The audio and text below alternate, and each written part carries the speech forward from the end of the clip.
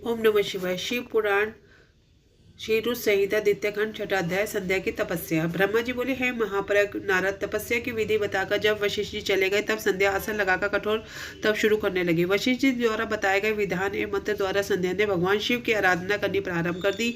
उसने अपना मन शिव शक्ति में लगा दिया और एकाग्र होकर तपस्या में मगन हो गई। तपस्या करते करते 4 युग बीत गए। तब भगवान शिव प्रसन्न हुए, संध्या को अपने स्वरूप के दर्शन दिए जिसका चिंतन संध्या द्वारा किया गया था। भगवान का मुख प्रसन्न था, उनके स्वरूप से शांति बरस रही थी।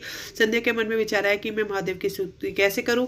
इसे सोच में संध्या ने नेत्र बंद कर दिए। भगवान शिव ने संध्या के हृदय में प्रवेश कर उसे दिव्य ज्ञान दिया, साथ ही दिव्य वाणी और दिव्य दृष्टि भी प्रदान की। संध्या ने मन से भगवान शिव की स्तुति की। संध्या बोली, हे निराकार परम ज्ञानी लोक सृष्टा भगवान शिव, मैं आपको नमस्कार करती हूँ जो शांत निर्मल स्वीकार और ज्ञान के स्रोत है, जो प्रकाश को प्रकाशित करने वाले हैं। उन भगवान शिव को मैं प्रणाम करती हूँ जिनका रूप आदित्य शुद्ध माया रहित प्रकाशमान सच्चिदानंदमय नित्यानंदमय सत्य ऐश्वर्य से युक्त तथा लक्ष्मी और सुख वाला है। उन परमपिता परमेश्वर को मेरा नमस्कार है जो सत्य प्रधान ध्यान योग्य आत्म स्वरूप सारभूत सबको पार लगाने वाला तथा परम पवित्र है। उन प्रभु को मेरा प्रणाम है। भगवान शिव आपका स्वरूप शुद्ध मनोहर रतन में आभूषण से अलंकृत एवं कपूर के समान है। आपके हाथों में डमरू रुद्राक्ष और त्रिशूल शोभा पाते हैं। आपके इस दिव्य जिनमें सगुण साकार रूप को मैं नमस्कार करती हूँ। आकाश पृथ्वी दिशाएं जल तेज और काल सभी आपके रूप हैं। हे प्रभु, आप ही ब्रह्मा के रूप में जगत की सृष्टि, विष्णु रूप में संसार का पालन करते हैं। आप ही रुद्र रूप धारण कर संहार करते हैं, जिनके चरणों से पृथ्वी, अन्य शरीर से सारी दिशाएं, सूर्य, चंद्रमा एवं अन्य देवता प्रकट हुए हैं। जिनकी नाभि से अंतरिक्ष का निर्माण हुआ है, वही सत्य ब्रह्मा तथा परब्रह्मा है। आपसे ही सारे जगत की उत्पत्ति हुई है, जिनके स्वरूप और गुणों का वर्णन स्वयं ब्रह्मा जी विष्णु भी नहीं कर सकते। भला उन त्रिलोकीनाथ भगवान शिव की स्तुति मैं कैसे कर सकती हूँ। मैं एक अज्ञानी मूर्ख स्त्री हूँ, मैं किस तरह आपको पूजूं। आप मुझ पर प्रसन्न हो। हे प्रभु, मैं बारंबार आपको नमस्कार करती हूँ। ब्रह्मा जी बोले, नारद, संध्या द्वारा किए गए वचनों से भगवान शिव बहुत प्रसन्न हुए। उनकी स्तुति से उन्हें द्रवित कर दिया। भगवान शिव बोले, हे देवी, मैं तुम्हारी तपस्या से बहुत प्रसन्न हूँ। तुम्हारी जो इच्छा है वह वर मांगो, तुम्हारी इच्छा से मैं अवश्य पूर्ण करूंगा।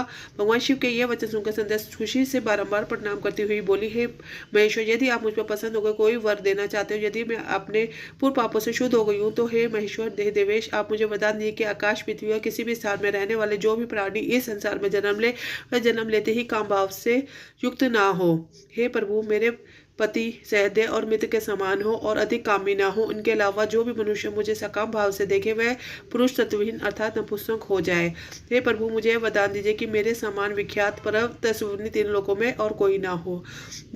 निष्पाप संध्या के वरदान मांगने को सुनकर भगवान शिव बोले, हे देवी संध्या, तथास्तु, तुम जो चाहती हो मैं तुम्हें प्रदान करता हूँ। प्रणानियों के जीवन में अब 4 अवस्थाएं होंगी। पहली शैशव अवस्था, दूसरी कौमार्य अवस्था, तीसरी यौवनावस्था, चौथी वृद्धावस्था। तीसरी अर्थात यौवनावस्था में ही मनुष्य सकाम होगा। कहीं कहीं दूसरी अवस्था के अंत में प्राणी सकाम हो सकते हैं। तुम्हारी तपस्या से प्रसन्न होकर मैंने ये मर्यादा निर्धारित की है। तुम परम सती होंगी और तुम्हारे पति के अतिरिक्त जो भी मनुष्य तुम्हें सकाम भाव से देखेगा वह तुरंत पुरुष तत्वहीन हो जाएगा।